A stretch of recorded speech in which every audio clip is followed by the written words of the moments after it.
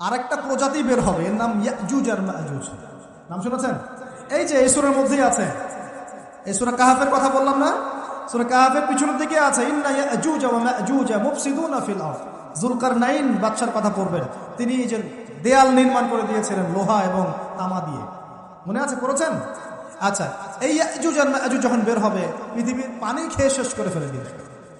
এরা এত বেশি হিংস্র হবে যে এদের সাথে লড়াই করার মতো ক্ষমতা কোনো মানুষেরই থাকবে না। এমনকি ঈসা আলাইহিস সালামেরও নয়। ঈসা আলাইহিস সালাম তুর পাহাড়ে চলে যাবেন মুসলিমদেরকে নিয়ে, তুর পাহাড়ের ভিতরে মুসলিমরা সেখানে লুকিয়ে থাকে, পৃথিবীর মেসাকার অবস্থা হয়ে যাবে, পৃথিবীর পানি খেয়ে শেষ করে ফেলে দিয়েছে হিংস্র প্রজাতি। তখন ঈসা আলাইহিস সালাম আল্লাহর কাছে দোয়া করবেন, আল্লাহ এই বিভৎস জাতিকে ধ্বংস করো। আল্লাহ রাব্বুল আলামিন তখন ওই ইয়াজুজ আর মাজুজের এই কাঁধে, ঠিক কাঁধের মাঝখানে একটা ভাইরাস জন্ম দিবেন। কি জন্ম দিবেন? ওই যে বলি না মহামারীর ভাইরাস, অমুক ভাইরাস তমুক ভাইরাস, এই ভাইরাস আরও সামনে আছে বাকি এখন। ওই ভাইরাসে, ওই পোকায়, ওই ব্যাকটেরিয়া বা যেটাই হোক আল্লাহ পাক যাই দিবেন, এতে করে ইয়াজুজ আর মাজুজের পুরো প্রজাতি ধপ ধপ ধপ ধপ করে মারা যাবে। মানে এটা ছোঁয়াচে রোগ হবে। কি রোগ হবে? ছোঁয়াচে। ঠিক যেমন আমরা একটু করোনা দেখলাম না, একজন থেকে আরেকজন, একজন থেকে আরেকজন, এরকম জিনিস চলবে আরো বিশ্বে। আর এখনকার নতুন রিসার্চ হচ্ছে ওই সাইবেরিয়া অঞ্চলের যে বরফগুলো আছে না, ওর নিচে এই 1 লাখ বছর, 1.5 লাখ বছর, 2 লাখ বছর আগের ভাইরাসগুলো নতুন করে জায়গা শুরু করেছে। হ্যাঁ, এগুলো বিজ্ঞানীরা বলছেন যে এগুলো আবার কোন দিন জানি পৃথিবীতে আত্মপ্রকাশ করা শুরু হয়। সবকিছুই ঘটবে। বিশ্বটার খুব রহস্য আছে, বিশ্বটার অনেক রহস্য আছে। আল্লাহ পাক এগুলো খেলার ছলে সৃষ্টি করেন নাই, পরীক্ষা। লিয়াবলুয়াকুম আইয়ুকুম আহসানু আমালা, আল্লাহ পাক বলেছেন। এরপরে ইয়াজুজ আর মাজুজের সব প্রজাতি মারা যাবে। নবীজি বলছেন জমিনে কোনো জায়গায় ফাঁকা থাকবে না, সমস্ত জায়গাতেই ওদের দেহ পড়ে থাকবে। আল্লাহু আকবার। এরপরে ঈসা আলাইহিস সালাম আল্লাহকে বলবেন, আল্লাহ জমিনটাকে পবিত্র করে দাও। আল্লাহ পাক কি করবেন জানেন? বড় বড় নখরওয়ালা, বড় বড় নখ আছে, নখ দেখেছেন? বড় বড় নখওয়ালা একটা স্পেশাল প্রজাতির পাখি আল্লাহ পাঠাবেন। কি পাঠাবেন? পাখি। এটা কোন পাখি, কি নাম আমরা জানি না, মহাবিশ্বের কোন জায়গা থেকে আসবে তাও জানি না, পৃথিবীতে আছে কিনা তাও জানি না। আল্লাহ পাঠাবেন আবাবিল, তয়রন আবাবিল। যখন আল্লাহ পাখি পাঠিয়েছিলেন না, ওয়ারসালা আলাইহিম তয়রন আবাবিল। আসলে ওই পাখির নাম কিন্তু আবাবিল না, আবাবিল মানে হচ্ছে ঝাঁকে ঝাঁকে। তো ওই পাখি কি আর দেখা গেছে? ওই রকম করে পাথরকে নিক্ষেপ করেছে আর? ঠিক এরকম করে এই এক শ্রেণীর পাখি আল্লাহ পাঠাবেন যাদের নখগুলো খুব বড় বড় হবে, বিশাল বিশাল নখ। এই নখগুলো দিয়ে তারা দেহগুলোকে উঠাবে, উঠিয়ে নিয়ে কোথায় যে ফেলে দেবে আল্লাহ ভালো জানে। সুবহানাল্লাহ, আল্লাহু আকবার। আল্লাহ পাক বিশ্বে কত কি বাকি রেখেছেন। এরপরে আল্লাহ পাক কি করবেন জানেন? আল্লাহ পাক বৃষ্টি বর্ষণ করবেন। এত বেশি বৃষ্টি হবে, এত বৃষ্টি হবে, জমিন ধুয়ে পরিষ্কার হয়ে যাবে। হাদিসে আসছে জমিন একদম চকচক করবে, জমিনটা পরিষ্কার হয়ে চকচক করতে থাকবে। এরপরে, কারণ ওই ভাইরাস তো ধুইতে হবে না, ভাইরাসকে ধুয়ে সাফ করতে হবে। তারপরে ঈসা আলাইহিস সালামের সময়ে বলা হচ্ছে, তার সময়ে একটা ডালিম দেখেছেন কিনা? আনার ডালিম, এই ডালিমের যে খোসা হয় না, এই ডালিমের খোসার নিচে একটা পুরো পরিবার আশ্রয় নিতে পারবে। কি বুঝলেন? এত বড় বড় ফল হবে, এত বরকত হবে জমিনের মধ্যে। কখন বরকত হয়? যখন একটা জনপদের অধিবাসীরা আল্লাহর সামনে আত্মসমর্পণ করে, তখন আল্লাহ বরকত দেয়। আমরা কি আত্মসমর্পণ করছি? এই জন্যই তো অর্থনৈতিক মন্দা চলছে। এমনি নাকি? সুদ খাচ্ছেন, দিব্যি ঘুষ খাচ্ছেন, দুর্নীতি করছেন, জেনা করছেন, মানুষের সম্পদ আত্মসাৎ করছেন, মাপে কম দিচ্ছেন, আবার নামাজও পড়ছেন, মাশাআল্লাহ। তো বরকত কোত্থেকে আসবে? তো বরকত তখন আসে যখন একটা কওম আল্লাহর সামনে সম্পূর্ণ আত্মসমর্পণ করে। একটা ডালিম হবে, এটা রূপকথা নয়, এগুলা গান গল্প বলছি না। এই প্রতিটা কথা আল্লাহ পাকের ওহী থেকে আসছে, এর একটা কথা মিথ্যা হবে না ইনশাআল্লাহ তাআলা। বিশ্ববাসীরা দেখবে একটা ডালিমের নিচে একটা পরিবার আশ্রয় নিতে পারবে। এত স্পেসিফিকলি বলা হয়েছে হাদিসগুলোতে। নবী সাল্লাল্লাহু আলাইহি ওয়াসাল্লাম বলেছেন যে 10 জন ঘোড়সওয়ার, কয়জন ঘোড়সওয়ার? 10 জন ঘোড়সওয়ার বের হবে ইমাম মাহদীর সময়, যারা খোঁজ নিতে যাবে যে দেখি দাজ্জাল বের হয়েছে কিনা। ঘোড়ায় করে খোঁজ নিতে যাবে, দেখি দাজ্জাল বের হয়েছে কিনা। ওই 10, নবীজি বলছেন আমি ওই 10 জনের নামও জানি, ওদের বাবার নামও জানি। সুবহানাল্লাহ। এত স্পেসিফিক জ্ঞান দেওয়া হয়েছে আল্লাহর পক্ষ থেকে নবী সাল্লাল্লাহু আলাইহি ওয়াসাল্লামকে। তার হাদিস থেকে বলছি, ডালিমের নিচে পরিবার আশ্রয় নিতে পারে। তো অনেকে হয়তো হাসবে, কি বলে একটু উল্টা কথা, তাই না? নাস্তিকরা মনে করতে পারে যে হাসবে, আরে হাহারি এক দিয়ে রেখে দেবে। এখন মানুষ ফেসবুকের মতো চিন্তা করে, ফেসবুকের মতো হাসে, ফেসবুকের মতো কাঁদে, মানুষ এখন রোবটিক হয়ে গেছে, ঠিক আছে? আচ্ছা, তো এরপর কি?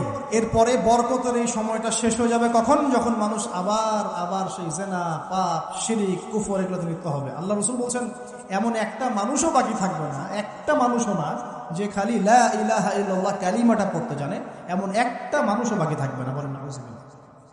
ওরা হবে এই পৃথিবীর সবচেয়ে নিকৃষ্ট মানুষ। ওদের চেয়ে নিকৃষ্ট কোনো মানুষ এই পৃথিবীতে হবে। এখনো কি এরকম সময় আসে নাই? এখন কি লা ইলাহা ইল্লাল্লাহ আছে না? পূর্ণাঙ্গ প্রয়োগটা নাই, কিন্তু কালিমা তো আছে কিনা?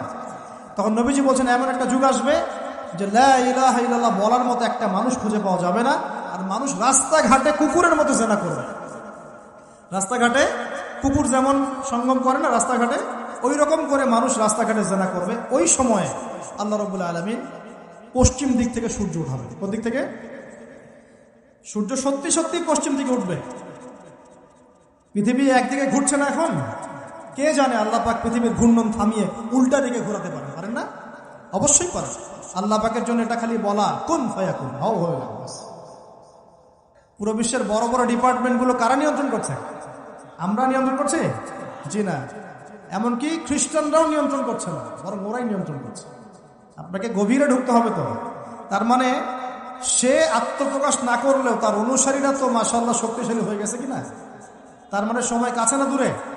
কাছে। এটা বোঝার জন্য কি ভবিষ্যৎবাণী করা লাগে, গণক হওয়া লাগে, জ্যোতিষী হওয়া লাগে? এটা বোঝার জন্য কোরআন সুন্নাহর সাথে শেষ জামানে স্টাডি করলেই হয়। Economics, world affairs, history study করলেই বুঝতে পারেন, হৃদয়ের চোখ খুলে যাবে ইনশাআল্লাহ। আল্লাহ পাক বোঝার তৌফিক দান করুন। এখন সে বের হয়ে বিশ্বটাকে শাসন করবে ঠিক, কিন্তু তার সাথে লড়াই করার ক্ষমতা ওই সময় মুসলিমদের থাকবে না। তখন আল্লাহ পাক পাঠাবেন ওই যে সত্যিকারের মাসিহ ঈসা আলাইহিস সালাম। কাকে পাঠাবেন? তিনি নামবেন সিরিয়ায়। কোন দেশে?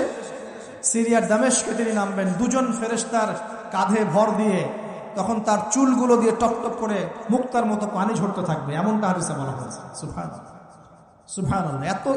এত স্পেসিফিকলি হাদিসে বলা হয়েছে এটা হবে, এইটা হবে, ওইটা হবে, একদম স্পেসিফিকলি।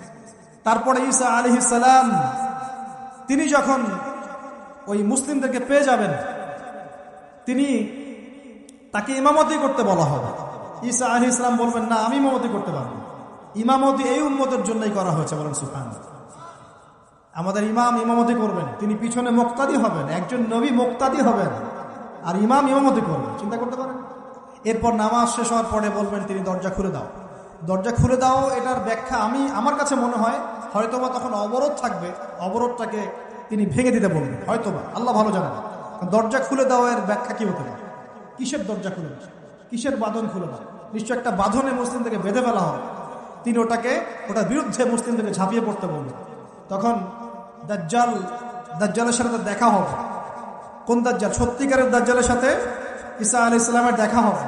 এবং ঈসা আলাইহিস সালামকে দেখা মাত্রই দাজ্জাল গলতে শুরু করবে। কি করবে? গলতে শুরু। লবণ যেমন গলে যায় না তাপ দিলে, এমন করে গলতে শুরু করবে। এবং ঈসা আলাইহিস সালামের নিঃশ্বাসে আল্লাহ পাক একটা অন্যরকম ক্ষমতা দিবেন। ঈসা আলাইহিস সালামের নিঃশ্বাস যতদূর পর্যন্ত যাবে দাজ্জাল পালাতে থাকবে। তার নিঃশ্বাস গিয়ে দাজ্জালের গায়ে লাগা পরে দাজ্জাল ওইখানেই মারা যাবে। আল্লাহ পাক এই শুধু তাকে নয়, তার সমস্ত অনুসারীদেরকে আল্লাহ পাক সেখানে মেরে ফেলবেন মুসলিমদের হাতে। কার হাতে? মুসলিমদের হাতে। এটার জায়গাটা মেনশন করা আছে, বাবেলুদ নামক জায়গা। কোন জায়গা? বাবেলুদ। যান গুগল সার্চ করে দেখেন বাবেলুদ কোন জায়গায় আছে। আমি বলে দিব না, দেখেন কোন জায়গায় আছে, কারা ওটা নিয়ন্ত্রণ করছে দেখেন। ওইখানে দাজ্জাল মারা যাবে। মানে সত্যিকারের মাসিহের হাতে মিথ্যা মাসিহ মারা যাবে, ঠিক আছে? এবং তার অনুসারীদের পতন হবে। এরপরে ঈসা আলাইহিস সালাম এই ক্ষমতাটা দখল করবেন এবং সারা বিশ্বে তিনি শান্তি শৃঙ্খলা কায়েম করবেন। একজন ন্যায়পরায়ণ শাসক হবেন ইনশাআল্লাহ। এবং তিনি নতুন কোনো শরীয়ত নিয়ে আসবেন না, উম্মতে মুহাম্মাদের শরীয়ত কায়েম থাকবে ইনশাআল্লাহ। এরপরে 40 বছর তিনি রাজত্ব করবেন। কত বছর? 40 বছর। এবং তার বিবাহ শাদীও হবে এবং তার ইন্তেকালও হবে। তাকে দাফন করা হবে নবী মুহাম্মদ সাল্লাল্লাহু আলাইহি ওয়াসাল্লামের ঠিক পাশেই।